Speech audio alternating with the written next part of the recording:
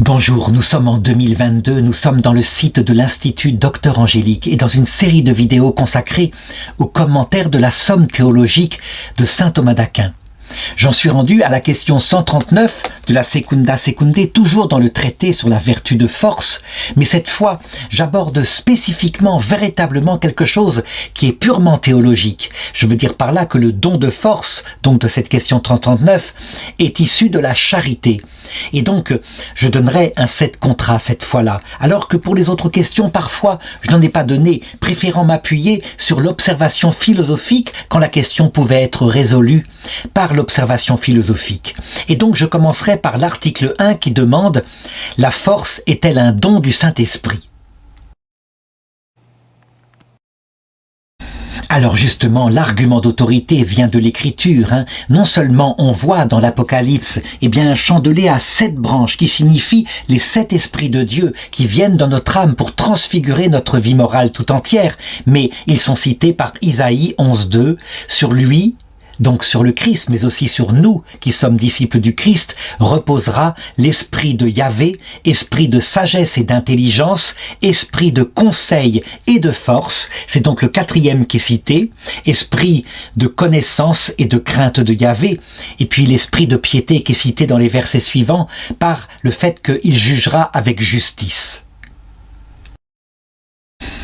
Alors, tout au long de ce traité, j'ai montré comment la vertu de force était une vertu cardinale, en ce sens qu'elle a un rôle très important dans notre vie morale, puisque nous sommes confrontés à des obstacles dont le plus fort, c'est évidemment le risque de la mort lorsque nous poursuivons une finalité. Et ceci est constaté, y compris par les philosophes. Lorsque nous considérons que notre vie morale trouve son achèvement dans l'amitié et dans la recherche de la sagesse qui nous donne le sens de la vie, nous voyons bien que l'on peut perdre sa vie d'abord parce que, en défendant son ami, on peut la risquer, mais il y a bien d'autres obstacles qui viennent, et ce sont diverses vertus qui sont annexées à la vertu de force. J'ai montré qu'il y avait par exemple les obstacles du quotidien qui faisaient que par exemple on n'entretient pas assez l'amitié avec son épouse, ou alors qu'on ne cherche plus à un moment donné à connaître Dieu, qu'on se lasse, qu'on s'occupe de ses loisirs, etc. À cela s'oppose le vice de la mollesse. Lorsque cette vie morale, tout d'un coup, par la venue du Christ, est surnaturalisée, qu'elle trouve son explication complète, nous le voyons. Nous sommes là sur la terre, en réalité, parce que nous poursuivons une finalité pour laquelle nous sommes faits, à savoir Dieu, dans sa vie intime, dans sa vie trinitaire. Nous sommes appelés, un jour, à le voir face à face, en compagnie de ceux qui nous accompagnent sur la terre, notre prochain. Or, nous constatons que Dieu, pour le moment, après sa venue sur terre durant 3 ans, nous a laissés présents sur la terre et il a laissé en nous toutes sortes d'obstacles, comme par exemple les pulsions qui sont des conséquences du péché originel, mais aussi quelquefois nos amis qui veulent nous éloigner de cette recherche sacrée, ou alors le démon qui quelquefois nous attaque. En tout cas, il y a bien des obstacles. Et donc, il le fait tout simplement parce qu'il veut développer en nous un comportement coopérateur avec le salut. Évidemment, comme la finalité est surnaturelle, il surélève d'abord notre âme par sa grâce, et la grâce sanctifiante nous rend capables d'aimer Dieu en retour de ce qu'il a fait, de l'amour qu'il nous a montré à la croix. Il y a la grâce actuelle par laquelle il nous attire, et donc il nous entraîne ainsi, dans le court temps qu'est la vie terrestre, il nous entraîne à avoir par rapport à lui une vie morale analogue à celle qu'on pourrait trouver pour un bon mari qui se bagarre pour rester fidèle, malgré les obstacles, à la promesse de mariage qu'il a fait avec la jeune femme de sa jeunesse. Et donc, manifestement, transfiguré par la charité, la vertu de force va demeurer, sauf que là, puisqu'elle est changée, elle ne devient pas seulement une force naturelle, comme le pensait Pélage, un hérétique du IVe siècle, mais cette vertu de force, elle est transformée et elle est portée par la grâce. Elle devient à ce moment-là ce qu'on appelle le don de force. Ça veut dire que elle ne peut pas subsister par elle-même puisqu'elle poursuit une finalité surnaturelle. Elle est surélevée par la puissance de Dieu. Et il faut remarquer que ce don de force ne s'étend pas seulement à l'exercice de notre recherche de Dieu, Il s'étend aussi dans l'exercice de notre recherche du prochain, puisque le commandement d'aimer Dieu et le commandement d'aimer le prochain sont montrés par Jésus-Christ comme étant semblables. Et donc, par exemple, si nous sommes mariés, il est évident que notre mariage va être surélevé par un sacrement qui lui confère la grâce, donc qui lui confère une force nouvelle pour que nous puissions être patients dans les épreuves de la vie du couple et persévérants pour rester fidèles toute la vie et entrer dans l'autre monde avec celle qu'a été notre compagne. Donc on le voit. Le don du Saint-Esprit va nous aider à franchir des obstacles à la fidélité de notre mariage et va rendre le mariage catholique, je dirais beaucoup plus stable, et il va le transformer aussi en une image de la fidélité que Dieu a par rapport à nous. En ce qui concerne le rapport avec Dieu, c'est la même chose. Nous pouvons être soumis, montre Sainte Thérèse d'Avila, à des épreuves dans notre vie avec le Christ. Épreuve de la nuit des sens, quand nous n'éprouvons plus sa présence. Épreuve de la nuit d'esprit, lorsqu'il se cache complètement à notre intelligence. Là, le don du Saint-Esprit ne nous manquera jamais. Nous pouvons en être sûrs, il nous donnera la grâce qu'il faut pour que nous ne perdions pas la foi, quelles que soient les épreuves qui nous arriveront. Alors je sais que certains ont constaté dans la vie des saints, par exemple, comme l'impression qu'ils avaient en fait perdu la foi. Et donc certains pourraient dire, mais non, manifestement le don de force parfois est retiré à quelqu'un. En réalité, ce n'est qu'une apparence. Il est évident que, à travers cette épreuve, le Seigneur mène la personne à un apprentissage total de l'humilité, et plus que l'humilité, une kénose, une sorte de mort à soi-même. Et donc le don de force est bien là. Le Christ porte la personne qui vit une telle épreuve en vue de l'empêcher d'avoir à faire un autre purgatoire lorsqu'elle arrivera dans l'autre monde. Son âme sera prête puisque elle aura aimé le Christ jusqu'à la mort à elle-même. Alors, quelques objections théologiques, et la première dit « Mais non, la force ne peut pas être un don du Saint-Esprit, puisqu'on a montré tout au long de cette question que c'est une vertu, je dirais, cardinale, qui vient, je dirais, transfigurer notre inertie pour le mettre au service du bien recherché. Donc c'est l'un ou l'autre. » Alors il faut répondre que le don de force, don du Saint-Esprit, est aussi une vertu. Mais c'est une vertu qui prend notre force, je dirais notre force naturelle, et qui le transfigure.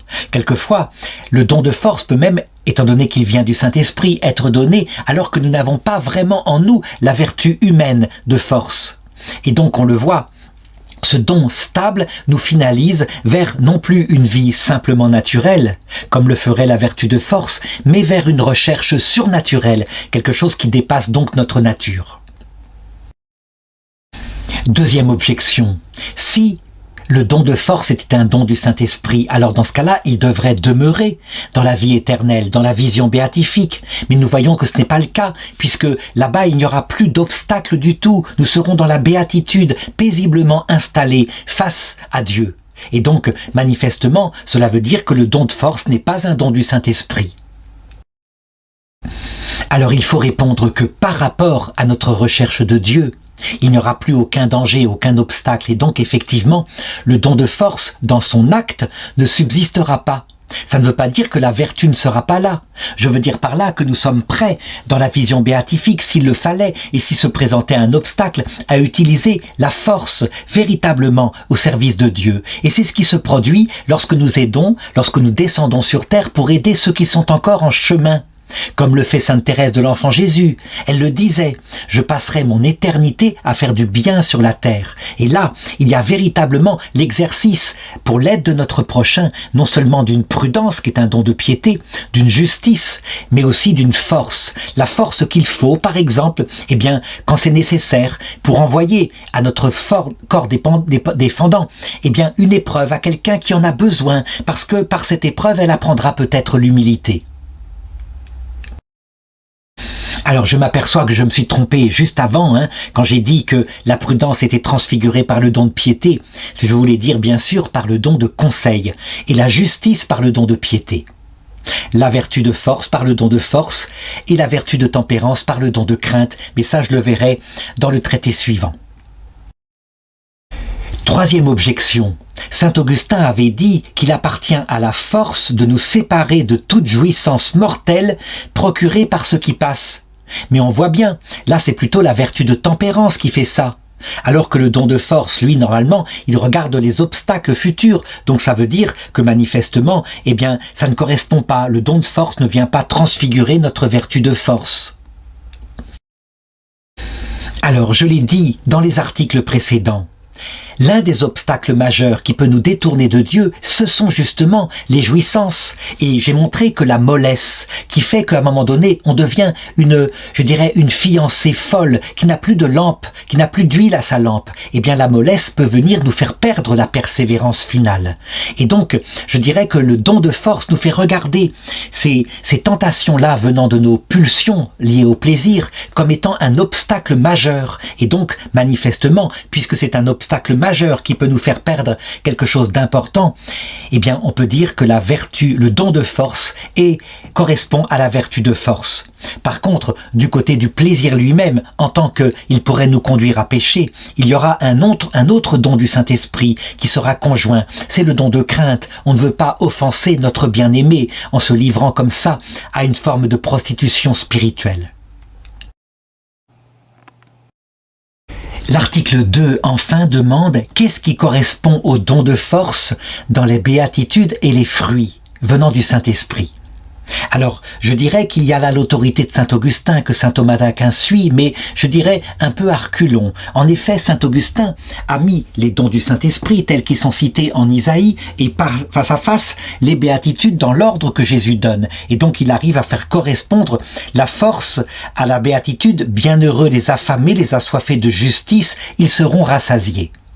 Alors, maintenant, si on se sépare de cet ordre et qu'on admet que les choses peuvent être un peu en désordre, eh bien, on constate que, en réalité, cette soif de justice correspondrait plutôt au don qui est lié à la justice, à savoir le don de piété. Tandis qu'il y a des béatitudes manifestement qui tiennent en compte, elles sont même au nombre de 2, qui tiennent en compte eh bien, des dangers de mort en particulier, qui correspondent très exactement à ce que combat la vertu de force. Et ce sont les 2 dernières béatitudes, heureux les persécutés.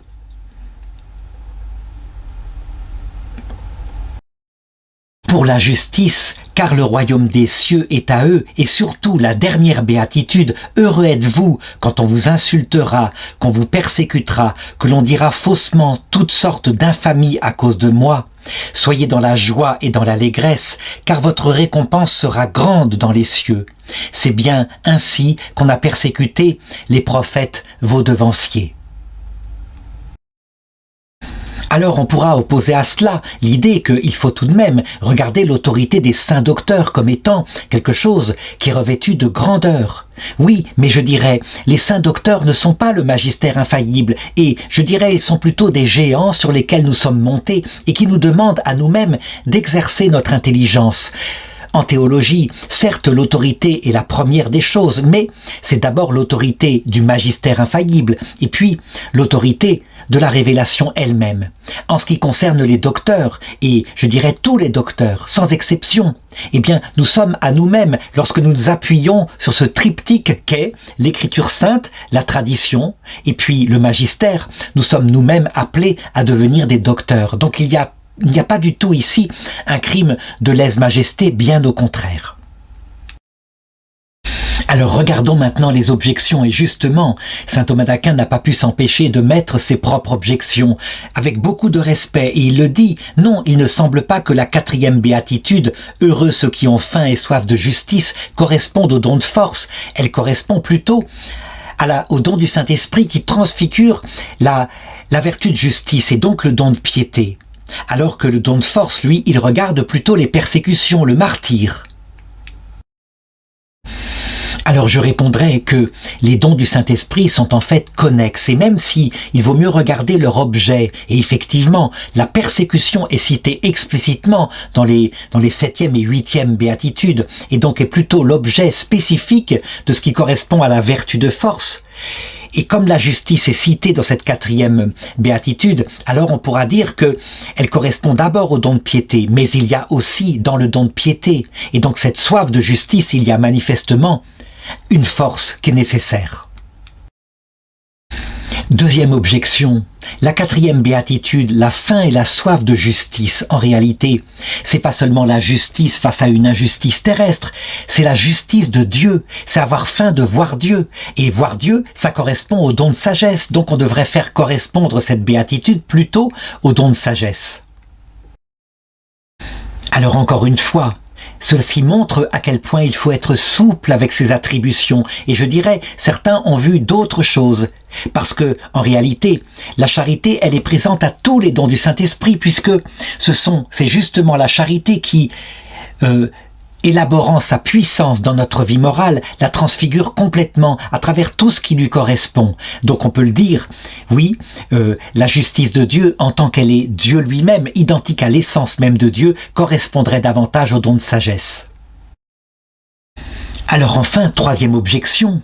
Regardons maintenant les fruits du Saint-Esprit qui sont issus de ce don de force. Et dans l'énumération, on n'en voit pas. Je répondrai ceci. Les dons, les fruits du Saint-Esprit qui sont cités par saint Paul, par exemple en Galates chapitre 5, 22, eh bien, ils ne sont pas tous cités. Il y en a des milliers, et on le voit dans l'Apocalypse lorsque la fiancée est amenée à son fiancé. Elle est couverte de bijoux de toutes sortes, et je dirais, il n'y en a pas que quelques-uns qui sont cités. Donc, saint Paul n'a pas tout cité, mais on peut dire que la vie de charité produit toutes les vertus. Et donc, parmi les dons du Saint-Esprit, les fruits du Saint-Esprit que cite saint Paul en Galates 5, 22, on en voit 2 qui correspondent particulièrement à ce don de force. L'un s'appelle la longanimité, donc cette patience, cette durée, à cause de la longue existence qu'on a avant que le Christ ne revienne nous chercher. Et puis, la confiance, on s'appuie sur sa force à lui, on le sait, pour notre vie surnaturelle, ça ne vient pas seulement de notre force, loin de là. Et notre force, elle a juste quelque chose à faire, mais parce qu'elle est portée par la grâce, alors, évidemment, elle doit s'exercer.